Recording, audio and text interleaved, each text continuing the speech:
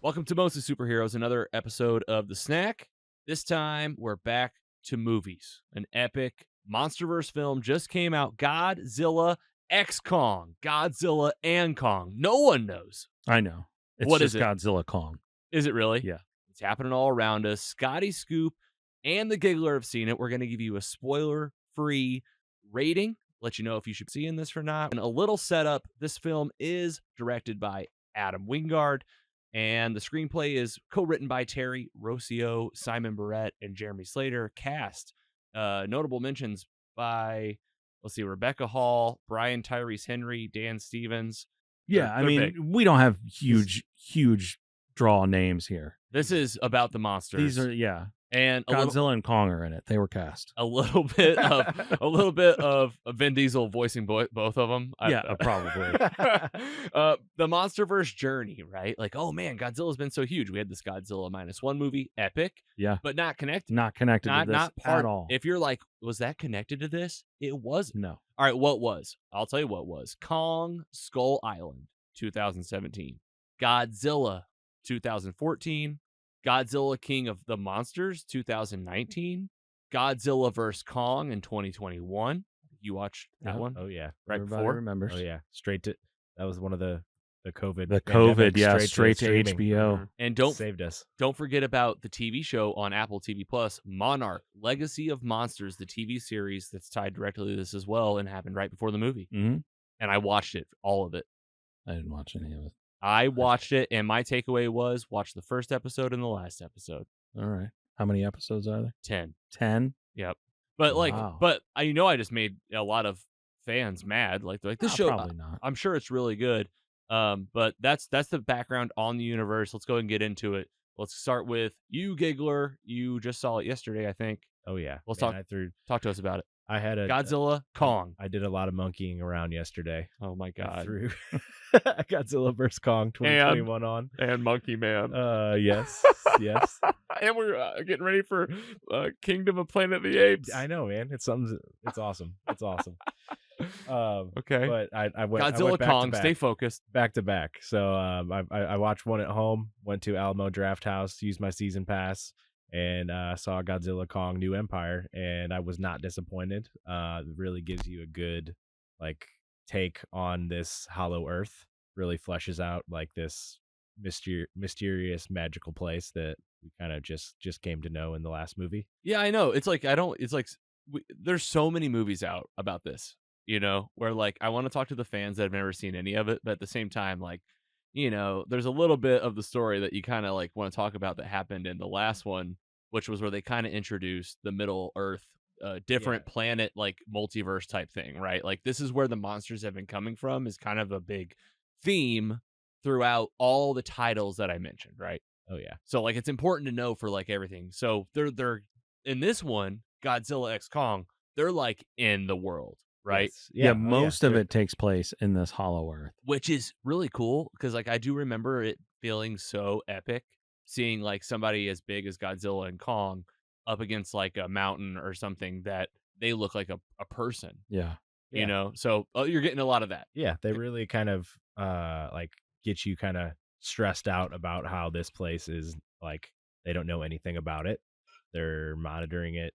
It's They've got a it's station, uncharted a territory. monarch station. You're following the humans And- figuring it out. and stuff starts to go wrong, and it leads to a pretty good story. I mean, like it is what it is. It's not. This isn't a movie that's going to win awards, but like This isn't Shakespeare. extremely. Oh, we got opinions coming out through already. Yeah, I was extremely entertained, like for what it was. Like it was huge. It was a level up from the last one, and I say level up. Like if you've seen the trailers, you'll see some of like these monsters are looking a little bit different than the last movie, and it's pretty cool in the ways that they get there. I And think, they're probably just getting like, bigger and bigger and bigger. basically big and Yeah, stronger. stronger. And now, a break. When I'm looking to catch the latest flick or indulge in a film classic, there's no place like the Alamo Drafthouse Cinema at the City Foundry, St. Louis, Missouri. It's where cinema and comfort collide, with plush seats, state-of-the-art visuals, and a menu that's a blockbuster in its own right. For you movie buffs that can't get enough, check out the Alamo Season Pass. For just $19.99 a month, You can watch as many movies as you want, up to one per day. It's the ultimate ticket for those who live and breathe movies. That's not all. The Alamo Drafthouse is more than just movies. It's an experience, with events that celebrate film culture, trivia nights that test your movie knowledge, and a bar that's a tribute to cinematic absurdity. It's the ultimate hangout for anyone who loves a good story. You can also book the Alamo Drafthouse Cinema for your private events, birthdays, celebration, corporate events, or even staple events like our Screen and Social. So whether you're a diehard cinephile or just in for a good time, join me and the crew at 3765 Foundry Way in St. Louis, Missouri. Dive into their showtimes and events at www.drafthouse.com. And don't forget to tell them Mostly Superheroes sent you, because every movie night should be legendary. Introducing Steve's Meltdown, now available at the City Foundry, St. Louis. Brought to you by the team behind Steve's Hot Dogs and the Fountain on Locust. Two concepts that know how to do comfort food right. This is your new go-to spot for elevated grilled cheese sandwiches. Every sandwich is made with fresh-baked bread, high-quality cheeses, and flavor combinations that'll melt your heart. Steve's Meltdown menu is epic. Plus, they are a great spot for kid-friendly fare and vegan options for folks visiting City Foundry. Featuring menu items like Sweet Caroline, Forever Young Adult, War Figs, That's Amore, and Sweet Dreams Are Made of Cheese. You can't miss them when you visit City Foundry. Bright red with bright yellow melting cheese pouring down the front of their store. Join Steve's Meltdown at their brand new location at the City Foundry, or order for delivery at www.stevesmeltdown.com. Find them at 3037 Foundry Way in St. Louis, and be sure to tell them that Mostly Superheroes sent you. Visit Steve's Meltdown online at www.stevesmeltdown.com to explore the full menu and place your order. You can also find Steve's Meltdown on DoorDash, Uber Eats, or your favorite food delivery app. Whether you're craving comfort or culinary creativity, Steve's Meltdown delivers. All right, back to the show. That's a good little synopsis about it. I can tell that you have mixed feelings about it. Scotty Scoop, let's get a taste of what you were going through. Of course, I went and seen this with Lila. She loves the kaiju, the big monsters, and if you've seen the other movies, you know exactly what this is, and they turn it up another notch. You're gonna get the giant monsters, the destruction, the giant punches, smashing stuff. There's not a whole lot of story to like string it all together. You kind of have to suspend your disbelief to come in and be like, oh, why is that happening? Don't worry about why it's happening. Just enjoy what's happening. It's almost like two separate stories with the humans and then the monsters, and then all thrown into a blender at one point. Yeah, there's some points where, even like Kong is like looking at the screen almost and like gesturing, and you like read his body language like he's his own character, and it was a really fun movie. Yeah, I want to give him a hug. Yeah, you guys enjoyed it.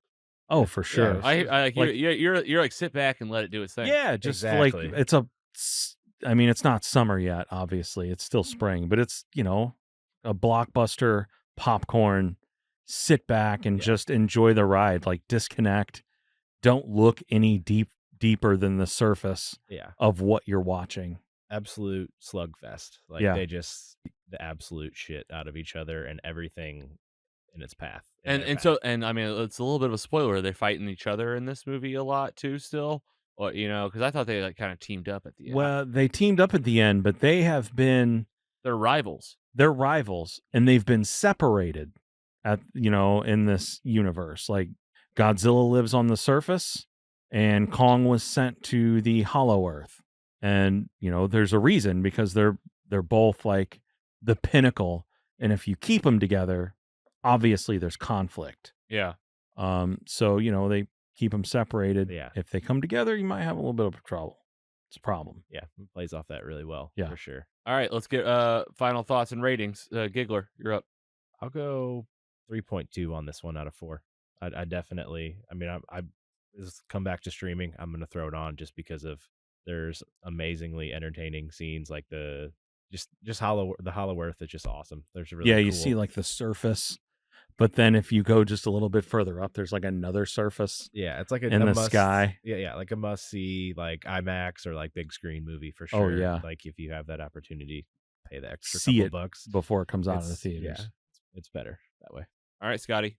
I'm gonna say probably a 3.3. There's just something about the experience of going to the movies and seeing these bigger than life characters on the big screen. That's just like, I don't really care if it doesn't make a lot of sense. Why would it Like, make sense? like it's a giant lizard and a giant monkey, and they're fighting. Yep. Yeah. Like, what do you need to make sense out of that? What totally makes sense is that there's a guy that's trying to have a podcast to capitalize on all of it. Oh, Yeah. Of for course, there's sure. a podcast element. That's my favorite character in the movie, Bernie, 100%. Yeah. Returning from the last one. Brian Tyree Henry. That throw it on mentality, that's how I've always been with these movies, and I can watch them and have fun. And I had so much fun with Godzilla vs. Kong. I thought that was awesome. Mhm. All right, so other folks out there that have seen the movie, Rotten Tomatoes, 392 reviews so far, got an audience score of 91%. And that then the critic side. actually 76% on the tomato meter, 91% audience score from 10,000 ratings. Yeah. So 91% on the audience. And I think it's made some money. It's doing okay at the box office. I think they hit it like maybe about 200 million in its opening weekend, which is for nowadays is really good. It's at 470 million as of today. Wow. Yeah. Worldwide, I would imagine. I'd imagine that's worldwide. There's some solid surprises in there too for the for those real fans. classic kaiju fans. Opening weekend had 48.5 million. That's got to just be domestically. Oh, that was Verse Kong. Kong. Oh, okay. Yeah, 2021. It was okay. So I see. That's the first one. So the first one did pretty well. 48 million opening weekend. 471 million was Godzilla vs. Kong. Well, it didn't do very well because that was COVID, and it came straight to streaming and the theaters. Yeah, and it still did okay with COVID going on. All right, so Godzilla X Kong box office. This is just 5 hours ago from Screen Rant. It hit $100 million domestically just after 1 week in theaters. Yeah. Despite lackluster reviews, the movie had 194 million opening weekend worldwide, the biggest of 2024 so far. Godzilla X Kong is predicted to dominate the box office in its second weekend, outperforming new releases and aiming for 32 to 36 million in earnings. That's from ScreenRant.com. Godzilla X Kong. You guys say watch it. Watch it. Go see Exactly. it. Spectacle. Good on the movie on the big screen, and Yes. and it'll eventually stream at home. Godzilla X Kong. Roadhouse.